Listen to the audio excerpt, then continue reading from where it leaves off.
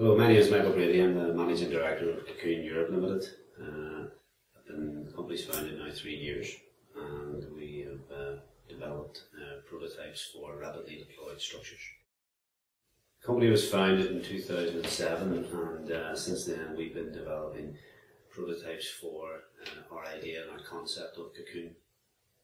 And we're now at the stage of our third and final generation prototype of a full-scale model of the structure, and that will be launched later in 2011. We've had several grants from local government through Invest Northern Ireland, and I suppose primarily the first one would have been a SMART award. We then moved on to various support for different shows, exhibitions we went to, for patent support, and most recently an R&D grant for the development of the final prototype.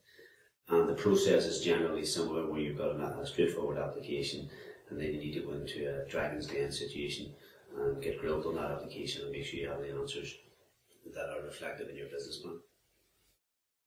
Funding was important because at the very early stages, we had to hold our hands up and say that developing these prototypes was something we hadn't done before.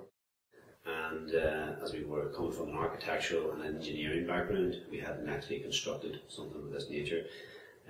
So we wanted to tease out the idea with some proof of concepts, which we did initially. And then I suppose the funding has become important because it's given us credibility for the future to develop the prototypes that we can then go to investors if we need. We probably could have went to investors at the early stage, but most importantly there we would have lost a lot of equity in our company, whereas now we've been able to retain that equity, and it puts us in a stronger footing going forward. The most important thing is you can't go in expecting that money. You really need to have done your homework, to have researched your markets, obviously have a good idea that'll warrant the interest, but don't take it for granted. But it's not even the funding from government organisations, it's also the expertise, the doors they can open.